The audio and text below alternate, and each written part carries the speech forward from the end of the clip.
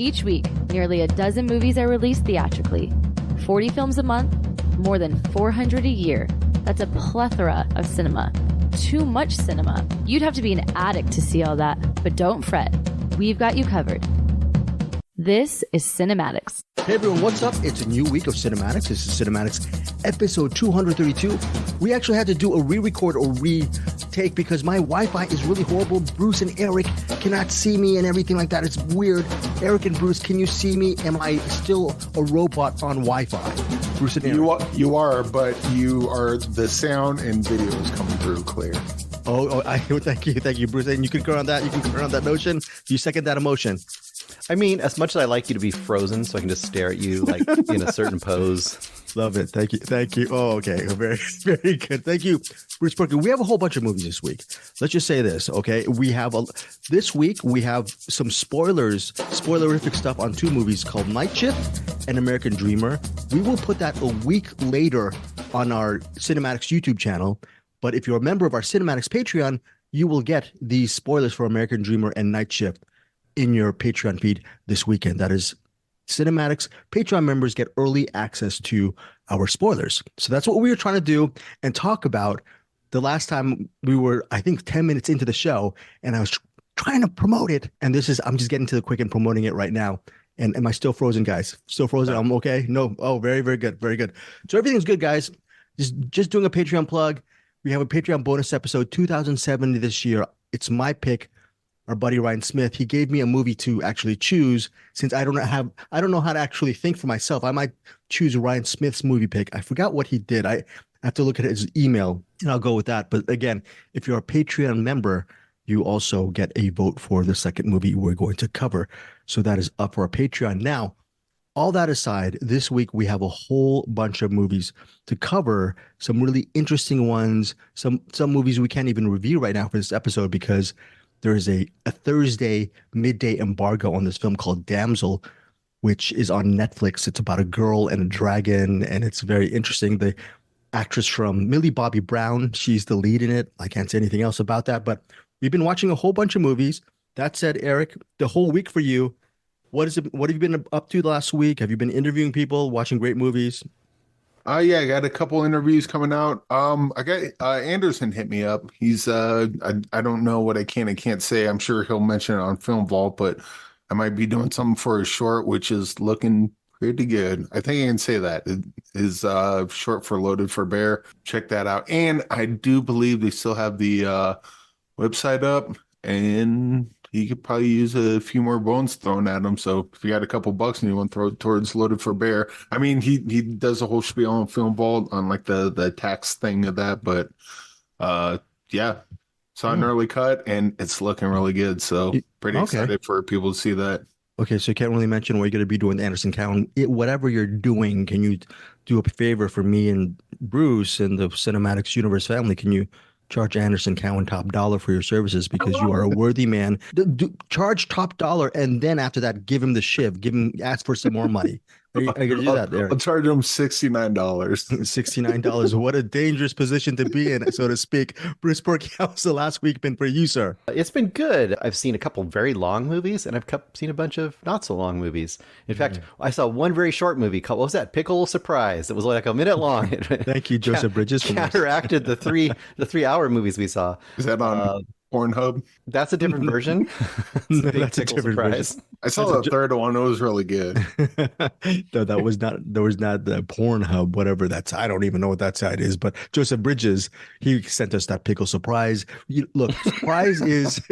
I know it's not a euphemism. It's actually a short. It's a weird short. It's really interesting. Joseph Bridges is part of our Cinematics Facebook group family. If you want daily movie recommendations, movie conversations, we have some really great people there over at our Cinematics Facebook group community. One of them being Angie Clark. She's a close friend of all three of us, and Anderson as well, and Mitch Burns. Her granddaughter, Cosette, was in ICU several days ago, and she was going through a lot, and she's now out of the ICU. So Cinematics cinephiles out there, please pray or give your best thoughts towards our close personal friend Angie Clark and her family. She's a really wonderful person, and so Cosette is cute as a button. So yes, Eric. Yeah, and apparently Cosette's doing quite well, so Yeah, that's she's good to doing great. hear. Also heard some terrible news this week. Yes. I Mark did. Dodd, What happened? Oh, yes, yes. Mark Dodson passed away. He did voices for. I think a lot of people would know him from doing the Jabba the Hutt's little sidekick there. Salacious Crumb. Salacious Crumb. He Very also good, did Bruce. voices for Gremlins, and I got to meet him at a Comic-Con here in Colorado Springs. And nephew Brandon loves comic books, especially like Iron Man, Spider-Man. He went dressed as Iron Man, and then so we went like throughout the Comic-Con. I was taking pictures with him with anyone dressed as like any of the Avengers. So he got pictures with all his Avengers team, and that was cute. And then I wanted to meet Mark Dodson because I love Gremlins, obviously. And he was really cool. That there wasn't much of a line, and he was like, "Yeah, I'm gonna go out for a smoke real quick. You want to come with me?" I'm like, "Sure." So we just went back, started BSing with him for probably about a half hour or so, and then hung out with him and my nephew. He was a really cool guy. And then when I saw they passed away, I was like, "Oh, that really." Like I didn't know him that well, but I had that close personal time with him, and yeah, he was. I don't know what to say. He was a cool guy, and I just hate to see that he passed away. But Yeah, I wanted to bring that up on the show.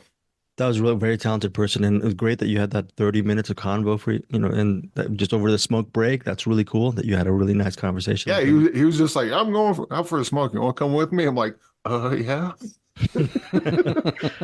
In fact, Yeah. like I was just asking him a bunch of stuff of like voice acting and like just kind of his career in general. That as I do with like the interviews that you'll see here on the cinematics and Deepest Dream.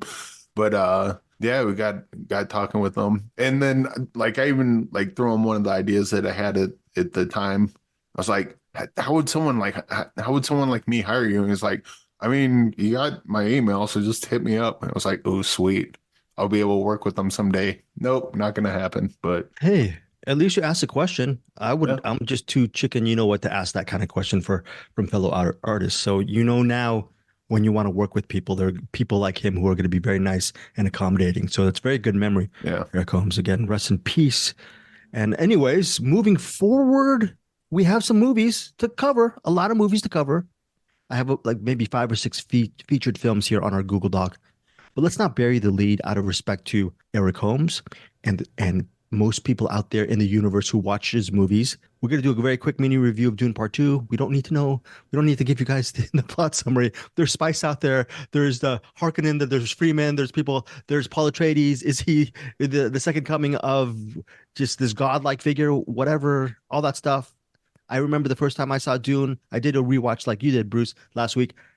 I liked it. I think I gave it 4 stars, and I thought it was too slow. Actually, on a rewatch, Dune wasn't too slow. I'm the one who was too slow on the uptake. I love Dune Part 1, 5 stars like Bruce. Going into the movie on Friday, saw it. Yeah, one of the best movie going experiences in my life. Okay. I remember when my late father took me to Raiders of the Lost Ark, and then when I was able to see it with my Empire Strikes Back, if I recall, with my uncle and aunt way back in the day. And it shaped me as a kid watching those two amazing movies. Not a kid anymore. I'm in my early 50s, but I was taken back to how movies could actually transport me to pretty much another dimension, another time, another place. And I wasn't a kid anymore. I was an old man who felt like a kid upon watching Dune Part 2 because of how beautifully executed the visuals, the writing, the acting, the execution was. So that's my mini review. I think it's a perfect movie. On our Cinematics Facebook group, Jack Fitzpatrick is the lone voice in the crowd who was mentioning how boring he thought Dune Part 1 and Part 2 is. Thankfully, he didn't get too much blowback. People have different strokes for different folks. I think, Jack, I'm glad that you came out with that opinion of it. And I think it's a real small opinion. And I don't know. I don't really see many people not liking Dune Part 2. I'm glad that he actually expressed that because I like different opinions. Bruce, different opinion on Dune Part 2, or was it everything I just said? Just a perfect movie all around? I think it's pretty much everything you just said. I agree. I took oldest son to it. We went and watched it. I loved it. It's funny. You talk about kind of going back to the excitement you had when you were, a kid seeing a big blockbuster of whatever sort. And I literally in the last couple of days have been looking up action figures for Dune 2. Like, why am I doing that? Do I need action figures at nearly 60 years old? I do not, but I'm looking at them. I don't know. So I guess I'm having a little bit of that same feeling. Yeah. But along with just the spectacle and the amazing execution here, and I'll be really curious to hear Eric's take, because I think the people who are seasoned with the books will have their own version of takes to it, because obviously there's expectation versus adaptation and what they think of it. But not having that kind of investment in it, I love the spectacle, like you talked about. So well executed, so many great epic scenes and action scenes and just special effects that, I mean, sure, a lot of it's probably green screen, but boy, oh boy, do they do a great job on not only making it seem real in that world, but also just executing action. You know how we talk about big action pieces, to execute them so they're not confusing messes like Transformer movies. This movie is a great example of how you execute those big epic scenes and still make them work and understandable. And then the last thing I'd put in this that I think is great is I think it works on various different levels. If you're going in for this kind of very heady, philosophical sci-fi, all about the nature, I'm going to kind of keep it vague, but all kind of about the nature of like hero worship and religious and political power and power corrupting or not corrupting, you can get all of that from this. But if you also want to go in and just see like a soap opera, over the top, bigger than life characters, huge moments that are kind of bombastic, you got that. If you want to see, I talked about it in my post, some damn good costumes, you've got that too. There's also weird moments. And once again, I won't talk about it specifically, but there's a moment where someone's wrestling some kind of a creature to make it give up something. And I was just like, holy crap, that's so weird and doesn't need to be in this movie. I mean, it probably is in the book, I'm assuming.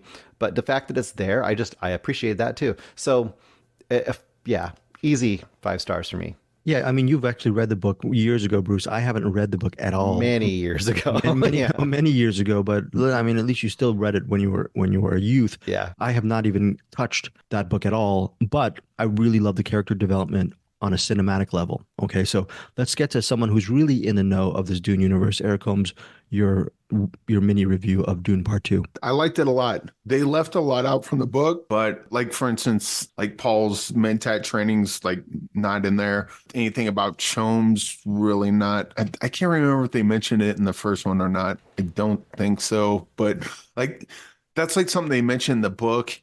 And it's kind of important because now that you've seen the second one, you know that like all the machinations that happen to get Paul where he is very important in the book.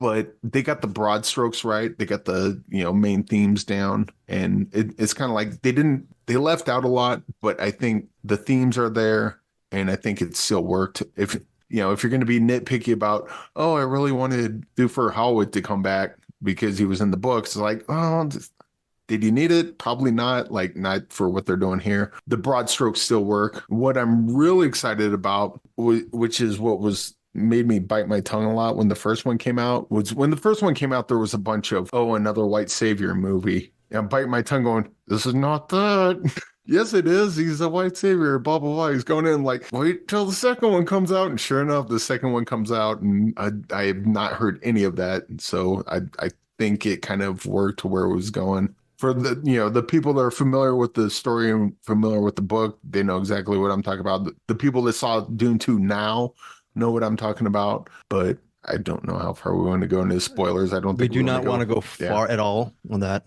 I think the book, the gut punch at the end of the book was a lot stronger than the movie was.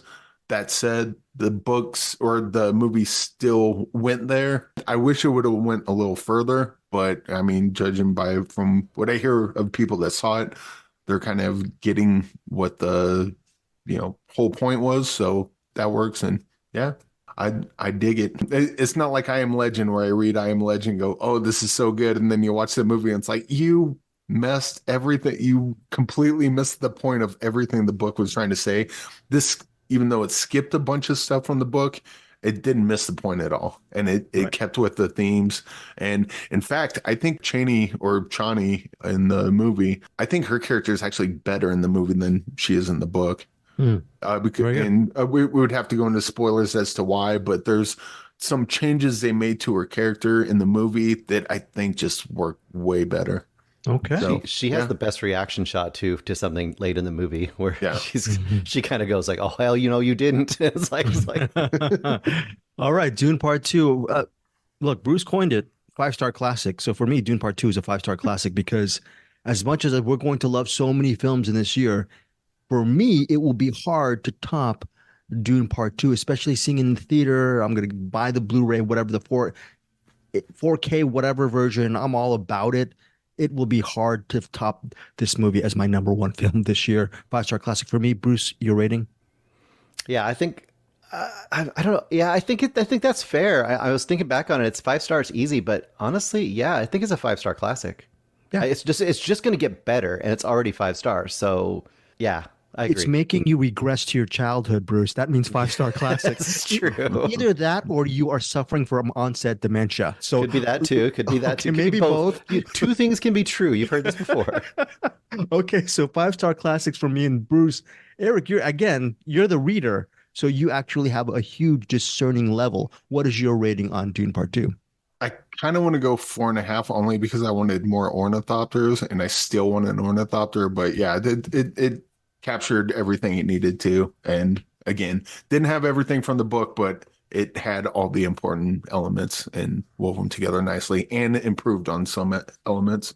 Okay, so 4.5 stars from Eric Holmes and five Oh star no, class. oh no, we're going 5. Oh, we're gonna go Yeah, five. yeah. I'm just Okay. gonna imagine there were more ornithopters in it. Okay, I love those ornithopters.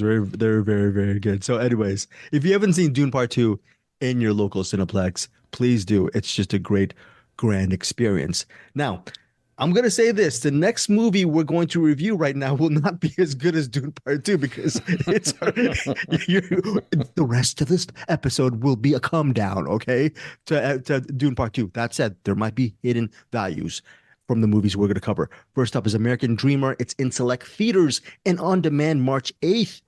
It's based on a true story. How much of it is a true story? This is from Chicago Public's radio story segment, The American Life. We don't know how much of it's real or not, but it is based on a true story. Okay, so it's a very fantastical story. Phil Loader, played by Peter Dinklage from Game of Thrones fame, he is a very disgruntled economic professor. He actually has American society correct, how the one percenters feed off the middle class and the lower middle class, and the wealth is pretty much right there at the top, and hardly anyone in this world can afford a decent, not just live on a decent wage, but afford a decent home. And his main goal is to find a nice home for himself, but not just a nice home. He wants to find a really big home. He has huge expectations, but he only makes a certain amount of money as a college professor. He's not even in emeritus. He's not tenured, but he believes he actually expects a bigger house than his actual salary commands. So he on the classifieds one day he sees a deal where for 240,000 he can purchase a home, not fully purchase it, but it comes with a caveat. He will live in the home where the owner is currently. That owner is played by Shirley MacLaine. And after the owner of the home passes, then that 240,000 investment will be a great one because then supposedly Phil Loader will take over the house. That is the premise of American Dreamer. So, but the problem is there might be a catch. The woman who owns the home, she might have a lot of kids, or maybe not. She's led a mysterious life. So as he uncovers her world, he starts becoming a little bit more, not too much of a dreamer, but he becomes a little bit more of a pessimist. The movie co-stars Kim Quinn, Danny Pudi, Danny Glover, and Matt Dillon. By the way, Danny Glover and Matt Dillon, Eric and Bruce, do you remember what movie they starred in together? Danny Glover and Matt Dillon? Yes, I think Eric might kick himself for missing this one. I probably will. Okay, Is it not something Right. about Mary? Is it? No, I It's feel like it was one of The theirs. Saint of Fort Washington, a movie from years ago. Oh, you guys have never heard of that movie? Look it No. up. It's a very interesting film, a really good movie. I thought maybe Matt Dillon had like an uncredited part in Predator 2 or something. I love Predator 2, by the way. I saw Predator 2 in the theaters. I love that movie so much. Also, Michelle Milette, she's also in it. You might know her from, what is it, Letterkenny, that really popular Canadian series, Letterkenny. So, American Dreamer, interesting movie. The problem is Phil Loader himself is a highly unlikable character, and he's narcissistic, and he makes a lot of bad decisions. But I ended up loving him because loving the story, and I thought Shirley MacLaine was really great in it. But again, the barrier to entry will be, we haven't used that in a while. Barrier to entry would be if you do not like, if you want likable characters as your quote unquote protagonist, this movie might not be it. But for me, this movie was it. American Dream running at 98 minutes. Let's start with you, Eric Holmes. You saw it today. Your thoughts on the film? Oh, well, first of all, I disagree. I did like Peter Dinklage's character. He played Kurt Loder's brother, I believe. Oh, right. Or Dr. Phil's cousin, one of the two. But yeah, I really love Peter Dinklage in this. And he's a great actor, obviously. But I'm trying to think. I don't think I've ever seen him in a starring role. Okay. Was it like wasn't he in a movie like a station agent or something like that? Yeah, right. Exactly. I didn't see that. So this is like the Okay. first movie I can. Usually he's got like bit parts and other stuff. So it was great seeing him kind of as the lead in this. And I like this.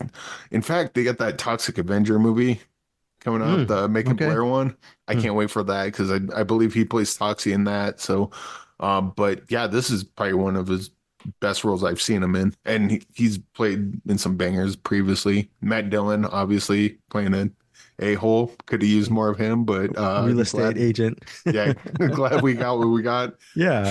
Shirley MacLaine's even a bit of an a-hole, and she's a great a-hole. Like, I guess story-wise, it kind of goes, well, it started going where I thought it would, and then they had like the Nine Lives aspects to it. Mm-hmm. I won't go much further than that, but yeah, I dug the story, dug the characters, dug pretty much everything about this. This is kind of one of those kind of feel-good movies, but it's not saccharine. Okay, 'Cause so it still has a bit of edge to it, I think, yeah, probably very good. because of how the characters interact with each other. Mm-hmm. But yeah, overall, I dug this one. I think it's from the Theodore Melfi, right. Melfi, Saint who Vincent. wrote. Saint Vincent. So, like, I remember not remembering Saint Vincent. And what was the Hidden Figures. Hidden Figures? Hated that movie. The Starling. Netflix. Yeah, that was Didn't his see the last one. Starling. Okay. Well, I shouldn't say I hated Hidden Figures. It just I thought they could have leaned more on their side. This is not a Hidden Figures review, but I like this one a lot. This one was like kind of uplifting, but not saccharine, and yeah, it had just enough edge to it to kind of, give it a little more than what I think a movie like this would otherwise be. Very cool. I'm very happy that you got that. You like the movie. I was wondering if you guys would like this movie. That said, Bruce, are you going to levy some bad taxes on this movie? Are you going to? Yeah. It was fine. It was, yeah, it didn't really move the needle much for me. It was very sitcom-y to me. It's like a very sitcom kind of setup. Like, hey, what if a guy that wants to get a house, like, buys the house, but the condition is that the woman has to die before he gets the house, and in the meantime, he has to live in the quote, I don't know, servants' quarters or something kind of. And then, like, will she ever die? Meanwhile, he's having romances with every woman that crosses his path, conveniently. Literally. Pretty much. And then I was really disappointed by how much slapstick stuff they had him do. I mean, honestly, I was like, why is he doing so much slapstick in this movie? Like, he was constantly falling in and out of things and banging his head and hurting his hand. And I was just like, it seemed way too goofy. But even though I know it was a comedy, it seemed like too goofy for the comedy they were going for. This seems like the obvious path for this movie is gruff guy that just wants something material, doesn't have any path for his life, trying to do any kind of scam he can to get ahead, meets old lady who has everything and learns how to become a little more of a human being and appreciate life and the real things in life. That's kind of the path you're expecting in this movie. But then they throw in a bunch of like slapstick stuff. So for me, it was like great pieces. I mean, all the stuff you said about Dinklage and everybody else, great. They're all great. Script, not so much. Okay. Final ratings and thoughts on American Dreamer. Yeah, I think Eric really put it bluntly and accurately where he said It wasn't saccharine and it had a little bit of an edge to it. I like the edge behind American Dreamer. Actually had for me a little bit of genuine emotion, but not saccharine because these are not saccharine sentimental people. So it's great how they process some of that emotional stuff in this movie. A really unique film for me. So for me, American Dreamer, I'm giving it 4 out of 5 stars. 4 stars for me. What about you, Eric? I'll probably go 3.5 on this one. Uh, kind of. I think on a rewatch, it could probably go up. Probably go up. What about you, Bruce? I'd probably go 2.5, near miss. Near miss from Bruce Berkey. 2.5 from Bruce Berkey. 4 stars for me. 3.5 from Eric for American Dreamer. Again, in select theaters on demand March 8th. Next up is Night Shift in theaters and VOD March 8th. It stars Phoebe Tonkin from the Netflix series. What is it called, Bruce? Boy Swallows Universe, and she has a huge role in that show too. Is she good does in a that lot movie? Yeah, she's in that series. She has a lot of emotional range, like more than you would know from this movie, I would say for sure. Okay, hope I don't. That's not a take on the movie. Okay, I think Bruce secretly No, is but in love. she isn't required to do a bunch of stuff in this either. So Right, that's true. That is very true. Now, Phoebe Tonkin, she plays a woman who's sort of in desperate need of something. She needs a job. So the movie starts off with her just driving up to this motel. It's called a Tucked In Motel or the Tucked In Away or Tucked In Motel or something. I forgot what it's called. The Yes. Tucked In, INN. Yeah, the Tucked In, INN. Right, the Tucked In. Very good. Thank you, Eric Holmes. So she actually right has a next job. to RuPaul's Drag Race. I think it's staying right next to that. Right. And so Phoebe and Heart and Soul restaurant. Right. So her name is Gwen. She's Gwen Taylor. She's a young woman. The hotel's a remote hotel. She gets a job as a night shift sort of manager of this or clerk of this motel. First night on the job, the first maybe 10, 12 minutes has the previous shift person, Lamorne Morris, giving her the lay of the land, what the motel's about. It's pretty seedy. There's cockroaches. There's a bear, the head of a bear on the wall. You could see it just decorating. It's just very tacky and cheesy. But this motel might also have its share of seedy characters, and you get to actually see a couple of people who might not be the most normal people in the world, and then also who knows, there might be some spirits or supernatural elements in this night shift of a motel. And Gwen Taylor, again, played by Phoebe Tonkin, she's just trying to survive her shift. She needs the money, she needs the gig, but there are some interesting elements that are slowly making her feel very, very uncomfortable. Co-stars Madison Hugh as a teenager who is sort of one of the motel. She's spending the night at the motel as well. And then there's also a couple, a rich couple who comes in the middle of the movie with some very huge demands, and they're a bunch of a-holes. One of them is played by Patrick Fischler. He's a very good character actor. So that is the premise of Night Shift. It is written and directed by Paul and Ben China. They are twin brothers, are known as the China brothers. I told Eric Holmes that the movie's only 82 minutes. Okay, so this is a quick watch. It's a horror thriller kind of movie. Bruce, Night Shift, did it work for you? Some parts of it worked for me. This is one of those movies where it's kind of easy because it's like really focused, right? You've got one crazy night. What's going to happen in one crazy night? Like one of those kind of movies, kind of, where it's like she's in this setting, very unsettled. She doesn't know what to expect, and things just keep happening weirder and weirder. Now, I think they're very obviously they are fans of Psycho, because there's a lot of references to Psycho, not just being a motel out in the middle of nowhere, but you've got all these weird things, like they've got the pool that's empty with a pit in the bottom of it, like, whoa, things buried in there. It's just like the backyard area seems to be full of old cars and stuff. It's like, whoa, are they murdering people here or something? There's a strange car that just keeps driving by very slowly, like checking her out or something. There's a lot of things where you're basically put in the position of, is she paranoid? Is someone really out to get her?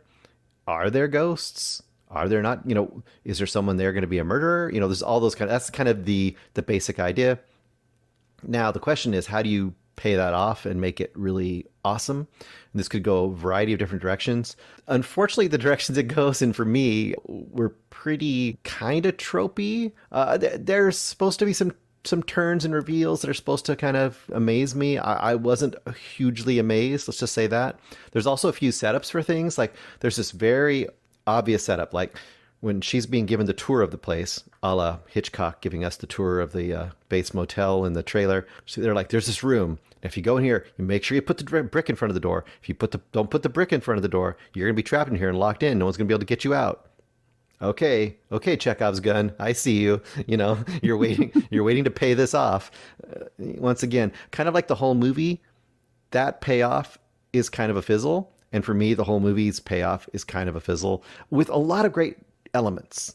And I would say overall, I had a pretty good time with this. I'll probably give it a slightly positive review, but I love the actors. Even the minor actors that we get, you know, the people you mentioned are all doing great work here. I think it looks really good. It's a great little setting. I just don't think what they did there was a hugely awesome in my opinion. So it was pretty good. Good enough that I would watch it if this is on streaming. It was a Saturday night and I was like, I don't know what to watch. And I just came by this and I clicked it on. I would watch the whole thing and I'd feel okay about it. Cool. Eric? Yeah, this was starting off really good. And I was getting all excited for it. And then they started like doing like the jump scare noise, like the fake jump scares. I'm like, oh, okay. All right, whatever. And then the movie starts going on. Then they do another fake jump scare. I'm like, guys, trying to build tension. What do jump scares do? They relieve tension. So if you have a jump scare every 5 seconds, it's hard to build tension because once you do the jump scare, you have to build tension again. And they keep doing the jump scares. They did the Chekhov's brick, as Bruce mentioned. What else? Yeah. We'll get into more stuff in spoilers. There was like so many kind of okay. So Bruce mentioned this movie looks great. It does. The actors are committed. It's got that one guy in it, the guy that's at the end of Red State, and I don't know his name. It was cool. So he in the movie, he was the a-hole. Him and his wife show up. Patrick Fischler. Oh, that's his name? Cool. Yeah, that guy's awesome. He shows up and I'm like, cool, it's him. The settings and everything looks good, but it felt like this was a spoof movie. Like they were setting up a bunch of tropes of horror. And if that's the case, this movie's brilliant. If that's not the case, this movie's terrible. And the thing is, I can't tell which one it is. But what I do know is that whether this is a terrible thriller or a brilliant horror spoof, I enjoyed the hell out of it. I think you guys because they kept posting in the message thing as I was watching it. So you kind of got my play-by-play. But yeah, this is definitely a high recommend. Just know that it's either a brilliant spoof or a completely stupid horror movie. And I'm not sure which one. I'm honestly not sure which one it is. But again, if it was still a stupid horror movie, you enjoyed it, right? It's still enjoyable because of the final product, right? And the thing is, if it's a stupid horror movie, I'm probably laughing at it for the wrong reasons. If it's a brilliant horror or brilliant spoof movie, I'm laughing at it for the exact right reasons. But yes. Well, without giving too much, we're going to talk about spoilers, folks, after we're done recording on the Patreon. Check us out on the Patreon. Except for the filmmakers, they're probably like, screw Eric, we're not doing your Patreon. In which case, fair play.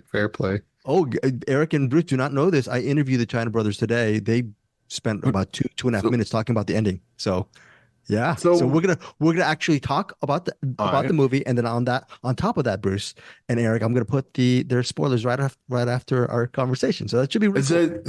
Do you have any which one? Any insight on whether this was a spoof or not? No, I didn't. And I'm not pulling anyone's chain. I honestly have no idea. We're gonna have Bruce do the dirty work, and we're gonna have Bruce on Instagram just DM the China brothers. Are you guys the makers of a stupid horror movie, or is it actually a really cool spoof? So I heard you guys are twins. Can you tell me? Here's an example. There's someone that comes in the hotel. This is kind of late, but I think I can say this without any spoilers. There's someone that shows up at the hotel, and they're no one. And all of a sudden, the music starts going. The music starts getting intense. And what's her name? I suck at anagrams and I forgot her name. Gwen Taylor. Yeah.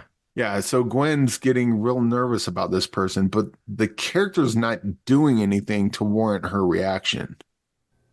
Right. And so it's like the character is reacting to the music from the movie, That's just a weird. other than what's going on. Huh. Interesting. But then there's a thing. So Yes, there's a thing. maybe that happened. Maybe that makes sense. Yeah, it makes. I think it Yeah, we'll makes have a to lot of. we'll definitely have to get into spoilers. But I mean, Okay. there's stuff like that where it's like characters reacting to stuff that only the audience or the filmmaker should know seems off. Okay. That All and a right. pair of scissors just happened to be there. All right.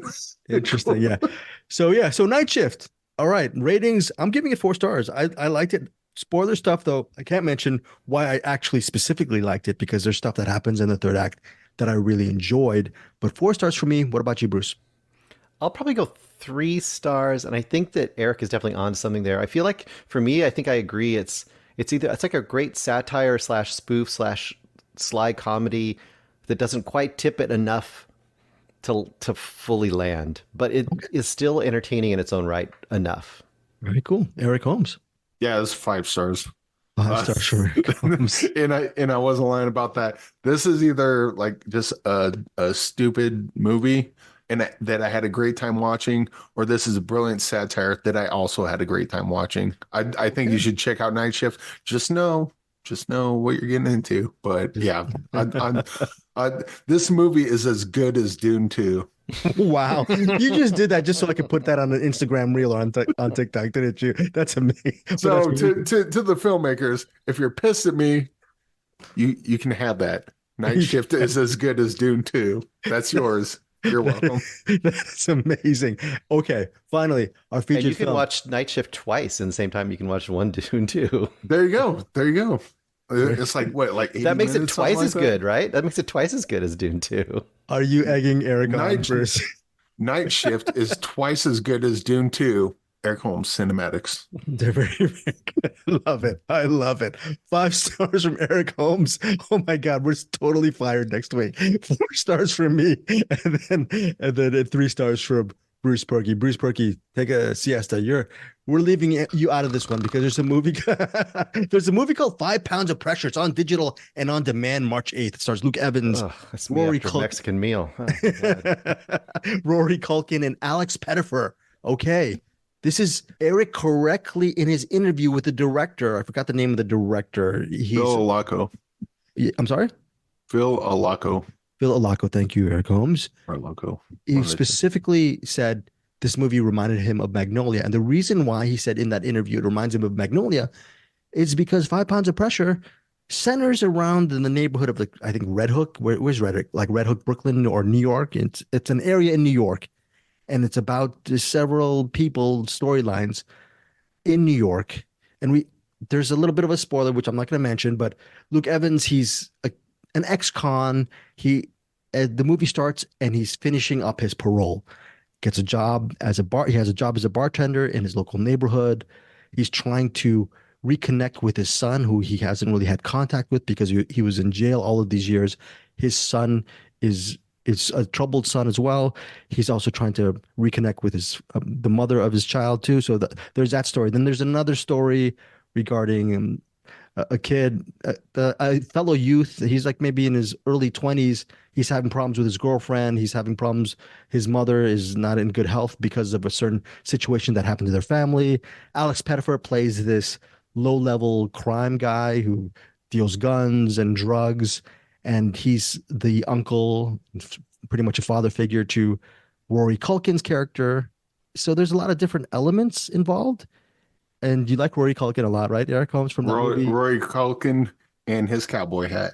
And his cow. Oh yeah, and yeah. Rory Culkin has a cowboy hat through a lot of the movie. So these are intersecting stories, and what happens is you get to get pieces of the stories from the narrative. If this is your kind of movie, if you like these type of Magnolia type Robert Altman movies, this might be a movie for you. I think those were some really good performances. Overall, I liked some of the stories a little bit more than the other stories. That's the risk you run when you have this kind of genre film. But ultimately, I thought it was a pretty solid enough drama. So I'm giving it 3.5 out of 5 stars. This is a 3.5 star out of 5 star. Like solid recommend. Some really good acting from Luke, especially Luke Evans is very, very good, as well as Rory Culkin, and some really good acting across the board. Eric, your thoughts on 5 pounds of pressure? Yeah, I like this one quite a bit. This was kind of like Magnolia, as far as like, the different characters, different stories all come together at the end. Also like in tone, it reminded me a lot of The Drop, Yeah. that kind of crime thriller, dealing a lot with the poster makes it look like it might be more of an action movie, and it's kind of not. It's more of a definitely more of a drama.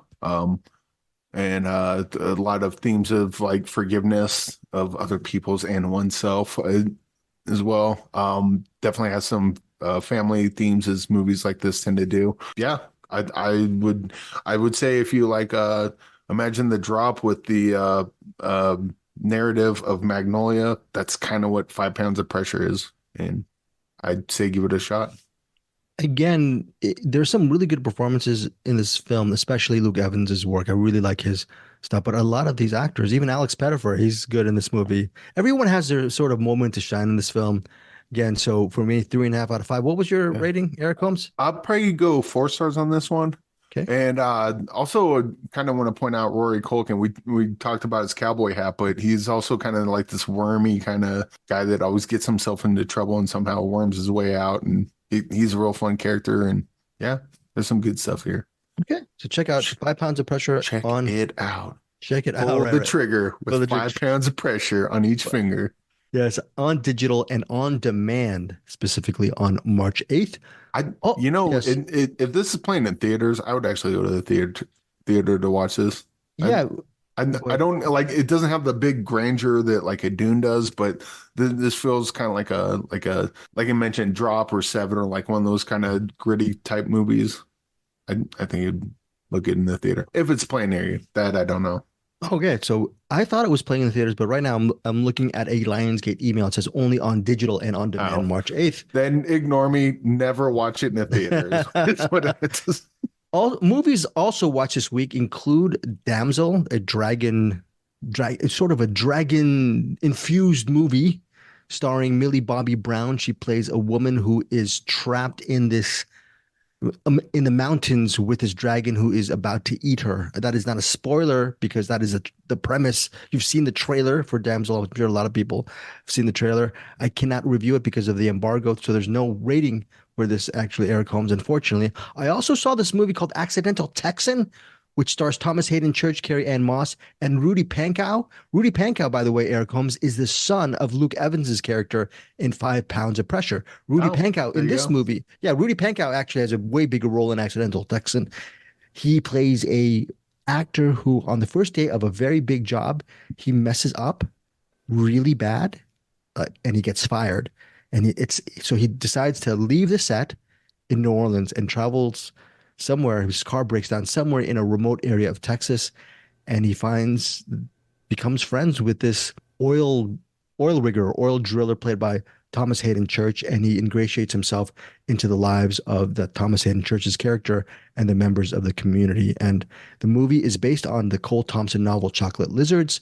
Some really good acting from Thomas Hayden Church and Rudy Pankow. They have a very good chemistry. Carrie Ann Moss plays a waitress at the local diner who maybe has eyes for the Thomas Hayden Church character. This is it's directed by Mark Bristol.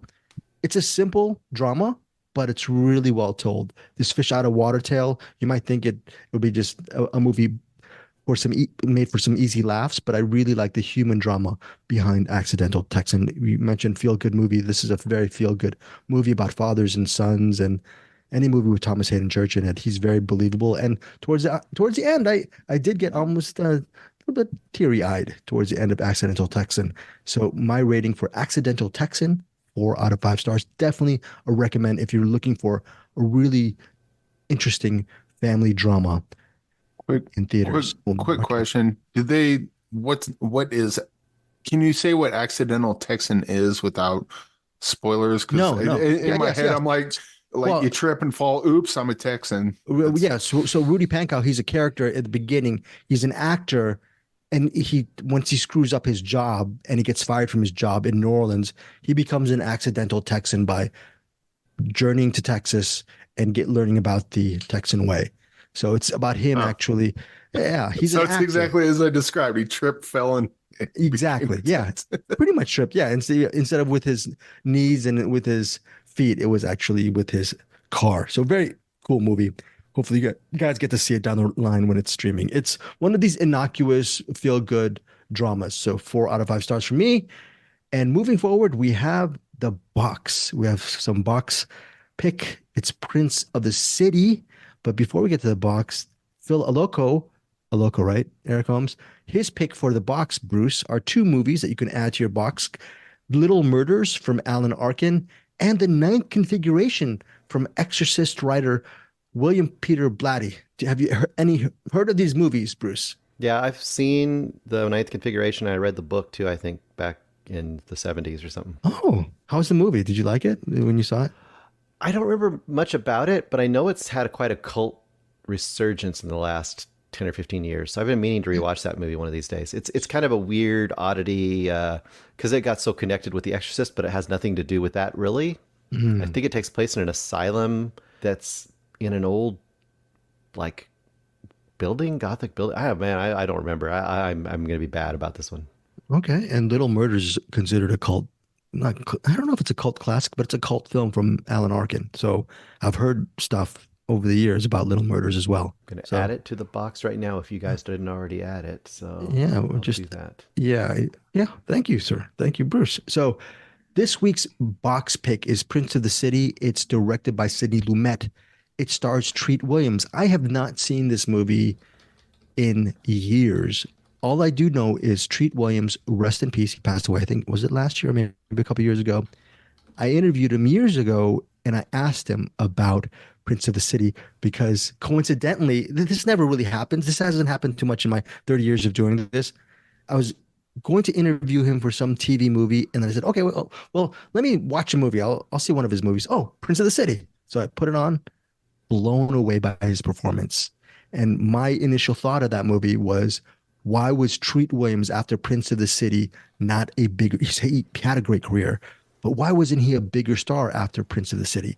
Maybe the answer was when Prince of the City was released back in the day, it wasn't a huge box office hit. It didn't launch him to the next stratosphere, but he considers that, if I recall what he said, he was talking about how much he was proud of his performance in Prince of the City. So that's my setup for Bruce's box pick. Bruce, tell us about Prince of the City, and you and Eric can review it from there. Well, Sidney Lumet, in 1981. I did see some interesting trivia, which I don't know if you'd caught this, Greg. I guess originally this was slated for De Palma to do. And there's a weird thing where De Palma and Pacino were going to do it, and then somehow they got flopped around, and of course they ended up doing Scarface instead. So I thought that was kind of interesting that there was a De Palma connection to this. But the basic idea is this: is you got Treat Williams playing Danny, and he's the head of the, what do they call him, like a drug enforcement team on the New York police force, and they kind of have carte blanche, and they could just kind of do whatever they want. And most of them are dirty cops. They're doing a lot of stuff. They get a lot of money and who knows what on the side, and you kind of see that right out of the gate.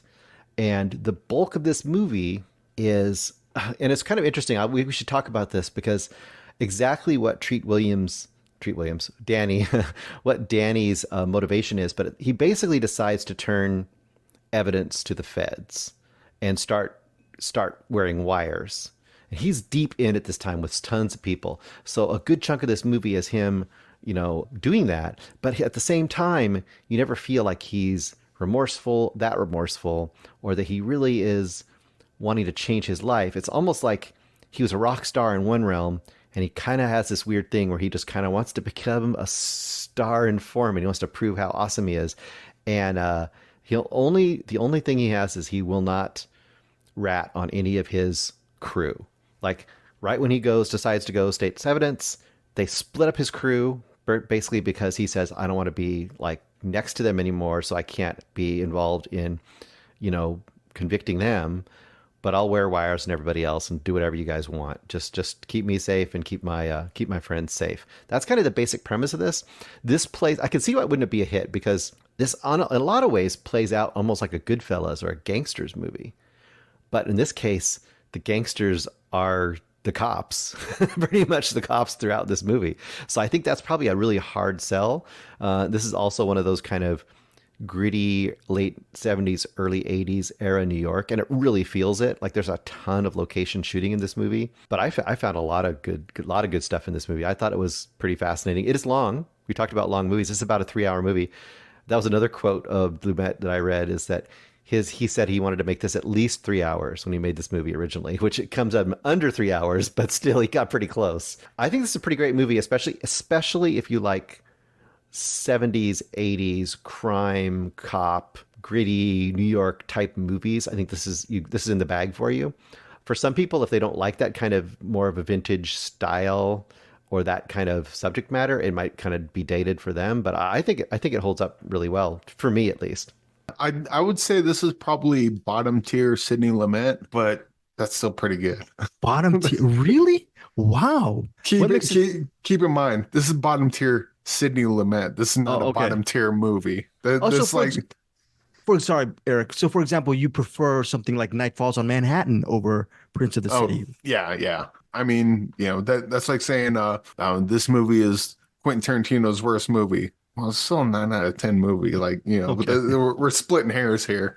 I did want to point out the writer J. Preston Allen, who also wrote Lord of the Flies, The Verdict. I had uncredited rights on The Verdict, Death Trap, Prince of the City, Star is Born from '76, Funny Lady. Like she's got a pretty good IMDb there. As far as it's a good gritty cop drama. I still prefer 5 Pounds of Pressure, but that is kind of I think 5 Pounds of Pressure and Prince of the City are kind of in the same ballpark, sort of.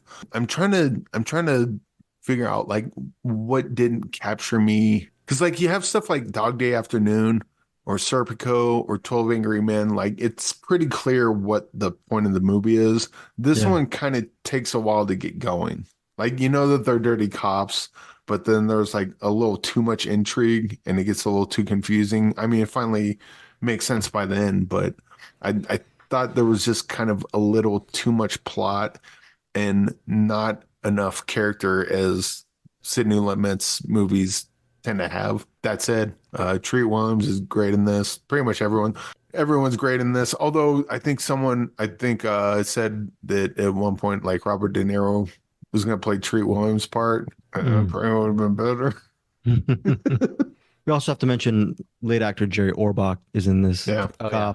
So obviously this is, Jerry Orbach to cops is like John Wayne to cowboys, right? So Jerry Orbach, this is before the Law and Order universe, right? So that whole journey began. So get to see some early Jerry Orbach in Prince of the City.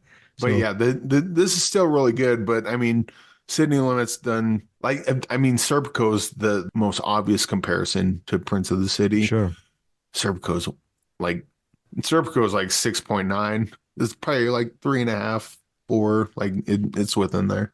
Okay. Still worth watching, but interesting.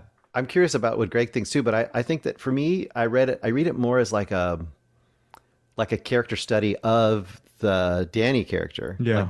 And I see it much more of like, he is like a junky, addictive kind of a off the rails personality, and watching him, for me, I kind of watched it as him like trading one addiction for another addiction and then going towards rock bottom, basically. Like he's just spiraling towards rock bottom.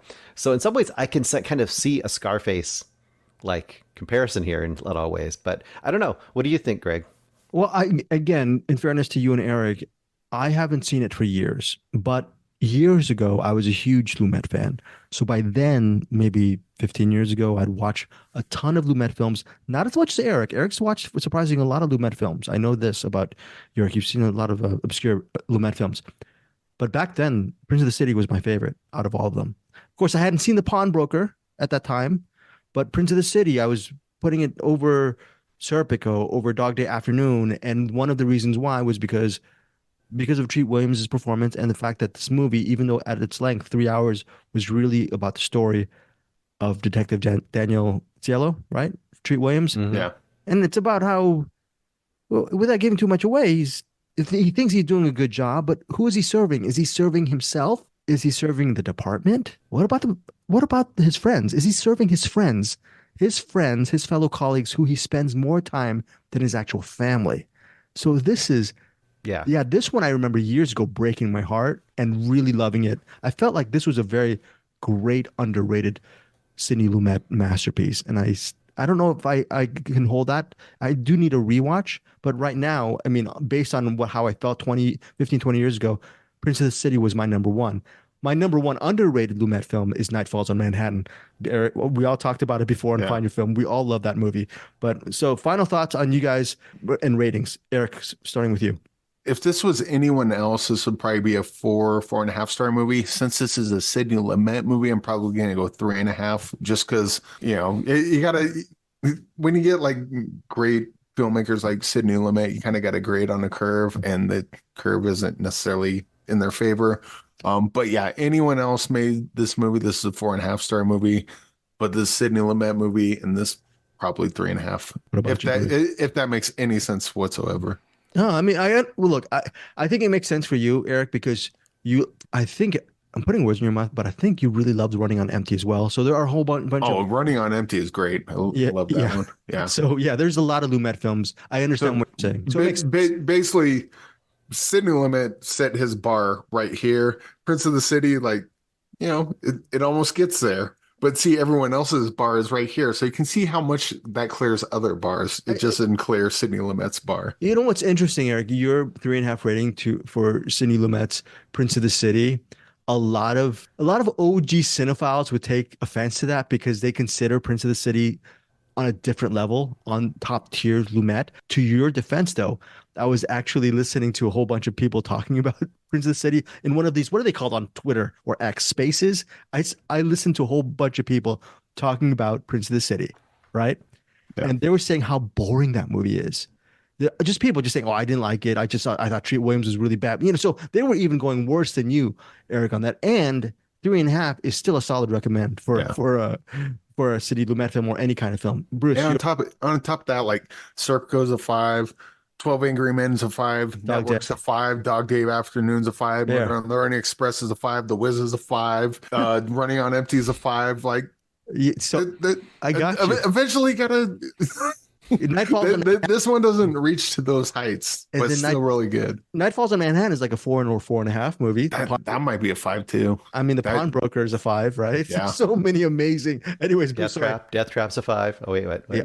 Nobody listens to you guys. Never watched Death Trap. Anyway, I'll go 4.5 on this one. And I want to say though, I want to mention the final shot or the final little button on this movie is fantastic. And it reminds me, it doesn't operate the same way as Goodfellas, but it reminds me of that in the sense that you go through this big giant epic thing and there's this little thing at the end that just kind of puts the period on the sentence of where this person has ended up. It's pretty great. Bruce, you actually paid money on digital to watch Prince of the City. Do you recommend it as a digital purchase for the bones you threw down? Was it worth a watch? Yeah, for me, for sure it was. My caveat would be younger viewers that don't really get into the vibe of the 70s, 80s movie style. There is a little bit of datedness there that might not appeal to them. And I think that's a lot of what you're seeing on the reviews that you were catching. The acting style, the kind of pace, the kind of the storytelling style, it's different than we do now. So for sure. Okay.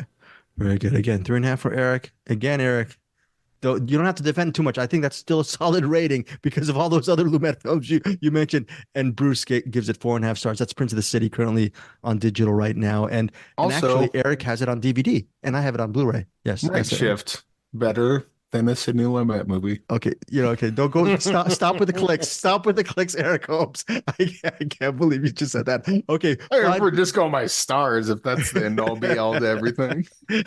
Okay, Bruce Perky, what's in the bleeping box for next week? Yes, what is in the box? Take that box. Done this for a while. What's in the box? What's in the box? Yes. Knock the dust off that box.